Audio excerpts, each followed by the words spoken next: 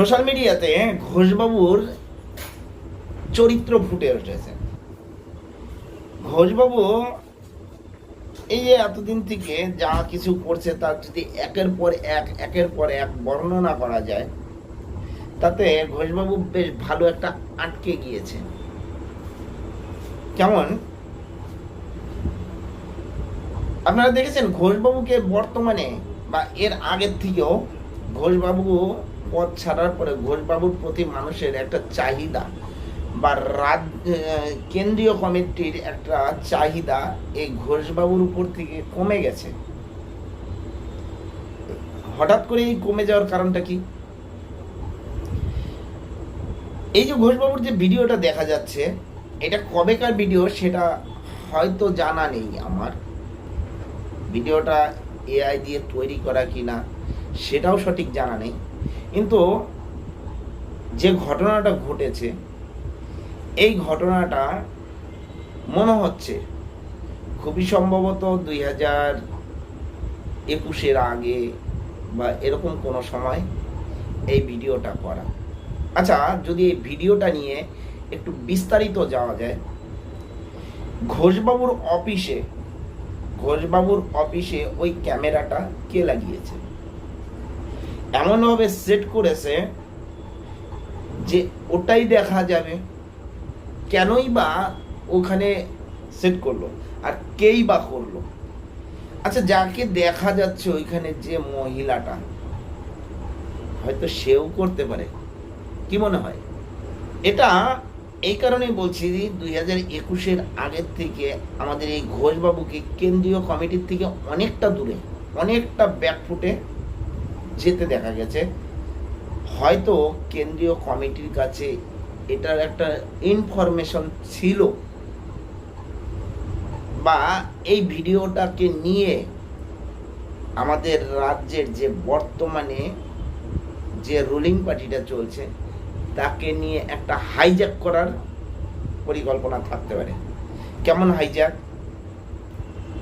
আপনারা জানেন ঘোষবাবুর fan follower খুব বেশি, ঘোষবাবুর ফ্যান ফলোয়ার অনেকটাই বেশি।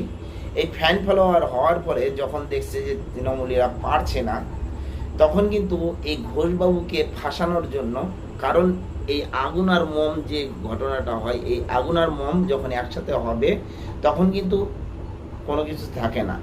যে মহিলাটি এখানে আছে সেই মহিলা দেখা যাচ্ছে স্ব ইচ্ছায় তাকে দিচ্ছে, আর ঘোষবাবু মিষ্টি খেতে খেতে খুব অভ্যস্ত হয়ে গেছে বোধ হয়, তাই এখন মিষ্টির চাহিদাটার লোভটা মানতে পারেনি, তাই ঘোষবাবু হয়তো গ্রহণ করেছে।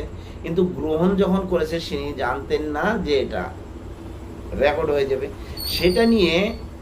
সেটা নিয়ে হয়তো তৃণমূল চক্রান্ত করে সেই মেয়েটাকে আস্তে আস্তে তার কাছে জুগিয়ে দিয়েছে, তাকে খেতে দেওয়া হয়েছে, সে ফাঁদ পাতা হয়েছে, তাকে সেই ফাঁদে পা দিয়েছে, এবং সেটা নিয়ে ঘোষবাবুকে ব্ল্যাকমেল করা হয়েছে। এই ব্ল্যাকমেলের ফলেই ঘোষবাবুকে 2021-এর আগের থেকেই মনমরা বা দেখেছেন এর আগেও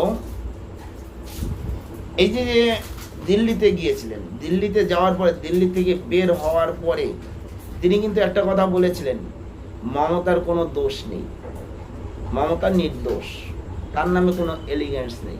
কারণ ঘোষবাবু তো প্রকাশ্যে বলতে পারছে না, তাকে তো আটকে দিয়েছে বিজেপি নেতৃত্ব। যেখানে দীঘার মন্দিরে যায়নি, কারণ বিজেপিকে নিমন্ত্রণ করা সত্ত্বেও জানে পার্টির একটা রুলস আছে, কিন্তু ঘোষবাবুকে যেতে বাধ্য হয়েছে। টিএমসির নামে ঘোষবাবু কিচ্ছু একটা কথা বলতে পারে না। কেন ঘোষবাবুকে আটকিয়ে দিয়েছে, যার জন্য কিছু বলতে পারছে না। এখন যখন দেখা যাচ্ছে সেই ঘোষবাবুকে কোনো রকমে আটকানো যাচ্ছে না, হয়তো পরিকল্পনা করে এখন মিডিয়াতে ছেড়ে দেওয়া হয়েছে। কেন এর আগে দেখেছেন ঘোষবাবু, শুনেছেন যে 21শে জুলাই বড় একটা পরিবর্তন, ঘোষবাবু হয়তো টিএমসিতে যাবেন, এরকম একটা দেখা গেছে, বা সেখানে টিএমসিতে যায়নি, আমাদের উত্তরকন্যা অভিযান ছিল, সেখানে নিমন্ত্রণ পায়নি। শ্রমিক ভট্টাচার্য যেখানে সংবর্ধনা পেল সেখানে নিমন্ত্রণ পায়নি বা যেতে পারেনি, হয়তো কোনো দিক থেকে আটকিয়েছিল। এখন বর্তমানে ঘোষবাবুকে যখন দেখছে যে না 21শে জুলাই মঞ্চে এলো না, তাকে ডেকে পাওয়া যাচ্ছে না, তিনি অন্য একটি সভাতে চলে গেছে, তাই হয়তো এটা সোশ্যাল মিডিয়াতে ছেড়ে দেওয়া হয়েছে। ঘোষবাবুকে প্ল্যান করে এটা করা হতে পারে। যাই হোক, প্ল্যান হোক আর যেই হোক, ঘোষবাবু যে কাজটা করেছেন, এই ঘোষবাবু কাজটা কিন্তু মোটেই উচিত হয়নি। এগুলো ছাগল কুত্তা এগুলো এসব ঘটনাগুলো করে। আর এর ফলে যে বাচ্চাগুলো জন্মায় না, বেজন্মা সেই বেজন্মাদের এদের দ্বারাই সৃষ্টি হয়। আজকে ঘোষবাবু রাজনৈতিক যে একটা ক্যারিয়ার ছিল, সেই ক্যারিয়ারটা একদম নষ্ট। আশা করি বিজেপির একদম মাঠের একদম নিচু তলার কোনো কর্মী পদেও মনে হয় না যে ঘোষবাবু জায়গা পাবেন। এ নিয়ে অবশ্য বিজেপির উপর মহল থেকে, রাজ্য কমিটি হোক বা কেন্দ্রীয় কমিটি হোক, এখন পর্যন্ত কোনো কিছু মুখ খুলেনি। তবে আগামীতে কি হবে না হবে, যদি সেটা সামনে আসে অবশ্যই জানাবো। আর এই বিষয়ে যদি কিছু বলার থাকে অবশ্যই জানাবেন। জয় হিন্দ, বন্দে মাতরম, ভারত মাতা কি জয়।